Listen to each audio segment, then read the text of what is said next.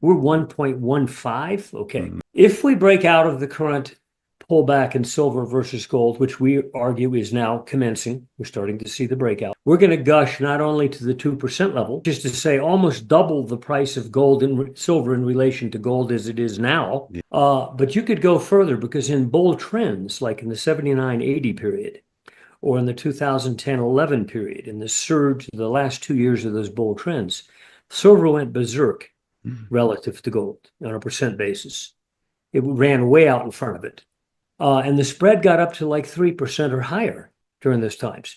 So that could mean a tripling of the Mm. price of silver at its current level to gold. Silver's relationship with gold has followed remarkably consistent historical patterns, a point emphasized by market analysts like Michael Oliver. Over the past 6 decades, silver has repeatedly begun to outperform gold after gold experiences a major breakout and subsequently tests its 200-day moving average. This pattern has been observed across multiple market cycles, indicating a strong correlation between gold's technical movements and silver's ability to accelerate once certain conditions are met. Michael Oliver has long analyzed these trends, noting that while gold often leads the way in precious metals bull markets, silver's delayed but explosive price action makes it an asset worth closely watching. Given the recent breakout in gold, many analysts, including Oliver, are expecting silver to follow suit in the coming months. A notable exception to this typical pattern occurred during the 1970s when silver outperformed gold in an unexpected way. Between 1975 and 1976, gold entered a prolonged 19 to 20-month correction, falling by approximately 40 to 45%. Yet despite this sharp downturn in gold, silver surged in value, demonstrating an unusual level of independent price action. This divergence was rare but highlighted silver's potential to break away from gold's influence under specific conditions. Michael Oliver has pointed out that while silver generally lags gold in early bull markets, it has the capacity to move on its own when demand pressures and unique market forces align. Looking at historical breakout periods, key years such as 1972, 1978, 2003, 2005, 2009, and 2019 all followed a similar sequence. Michael Oliver has repeatedly emphasized that silver's most significant gains tend to emerge after gold confirms its uptrend through these support retests. This recurring pattern has made silver a particularly attractive investment for traders seeking to capitalize on the later stages of a gold-led rally. Given that gold has recently broken out and is expected to retest critical support levels in the near future, many analysts, including Oliver, believe silver is on the verge of another breakout phase, potentially leading to substantial price increases. We present the clips of Michael's insights from his recent interview. Before we continue to discuss this, please subscribe to our channel and activate the bell icon for timely updates. Alternately gained more than gold and then less than gold, ebbing and flowing over the last 10 years. Okay. And especially since 2024, in March, we put out a report arguing that the stall we'd seen in gold for a couple of years, sideways, was over. We're going up again. Okay. Well, we went from 2,000 to 3,000 during that year since then, a full year now. And silver went from like $25 to $35. A pretty good gain too, okay? But there are times when silver underperforms. Whenever gold pulls back, silver pulls back more. Okay, bigger context. Silver's ratio to gold, we measure it by dividing silver into gold, expressing it as a percent, is 1.15% the price of gold now. 1.15, okay. If you go back 50 years and look at the highest reading of silver in relation to gold, it was dividing the price into the ounce of gold, expressing it as a percent. 2% has occurred in 21 of those 50 years. Okay, so it's almost normal. We're 1.15. Okay. If we break out of the current pullback in silver versus gold, which we argue is now commencing, we're starting to see the breakout. We're going to gush not only to the 2% level, which is to say almost double the price of gold and silver in relation to gold as it is now. Yeah. Okay. But you could go further because in bull trends, like in the 79-80 period, or in the 2010-11 period, in the surge, the last 2 years of those bull trends, silver went berserk relative to gold on a percent basis. It ran way out in front of it. And the spread got up to like 3% or higher during those times. So that could mean a tripling of the price of silver at its current level to gold. Relative to gold. On a relative level. So Yeah, we argue that the silver and the gold and silver miners are now going to beat gold Okay. going in this next year. Mm-hmm. And personally, that's where I'm invested, is Okay. with the emphasis in those areas. Price targets are going to be hard to determine this time because I said the bubble is the biggest in history. When it breaks, the consequences will be bigger than other ones. And therefore, the dynamics and the monetary metals could be awesome. Mm. I've cited before, people say, oh, he's predicted 8,000. No, I simply said that over 50 years, gold has had two prior bull markets, each of which were eightfold moves from bear low to bull high, different span of time. One was 3.5 year process, mid 76 to 1980. One was from 2000 to 2011, 11 year process, but both were eightfold moves. Well, an eightfold move for us now would be $8,000 plus. Mm-hmm. Just to match the ratio moves of those two prior markets. And the conditions that drove gold up then were hardly as dynamic under the surface as they are right now. So if gold went way past 8,000 and went to 20,000, it wouldn't shock me. I do not have a specific target. Yeah. Except to say seatbelts.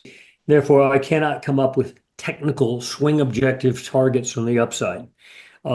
Except to note what has happened over the last 50 years is two eightfold moves under conditions that are hardly as dynamic as what we're sitting on right now.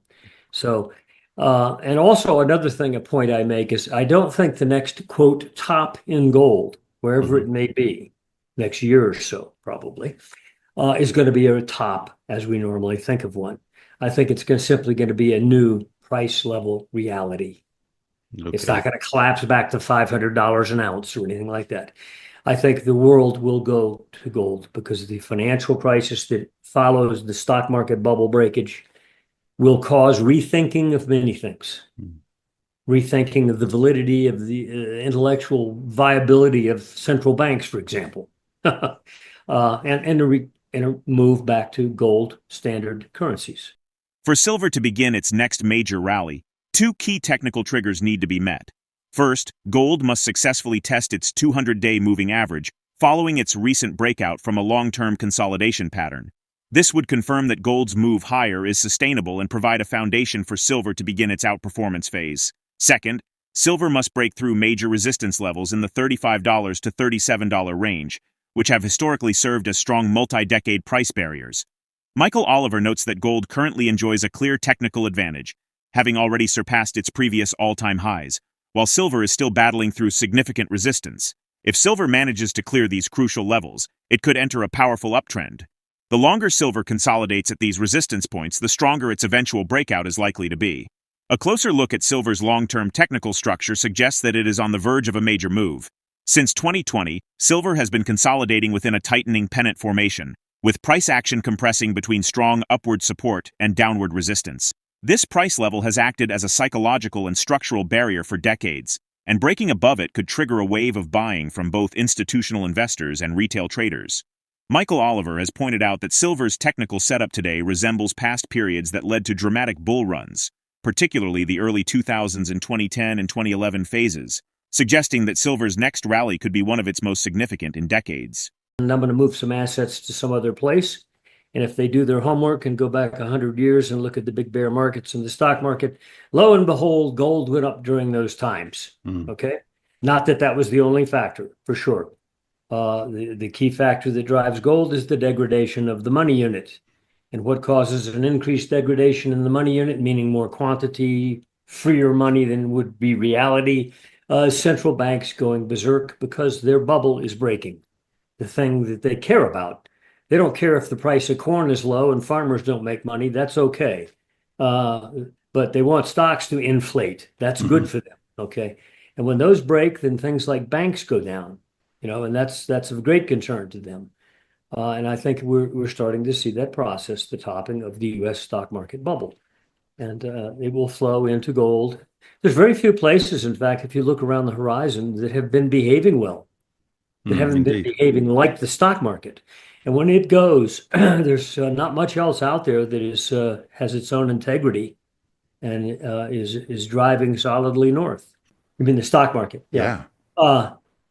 I don't know, except to say that it's just going to be monstrous because the bubble itself is the biggest bubble in US stock market history in terms of number of years up, causative factors like M2 growth, Mm, Fed funds rates being off the page cheap for 10 or 15 years, and even for the 15-year period when they raised them briefly, those levels were still historically cheap. mm, So they kept money, the price of money artificially low, and that created false investment, false notions of trends.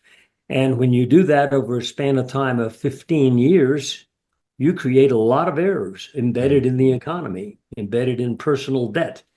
When it breaks, the central bank will try to come in and rescue it, as they always do. You go back and look 2000, 2002, 2007, 2009, they cut rates like maniacs and did not stop the breaking of the bubble.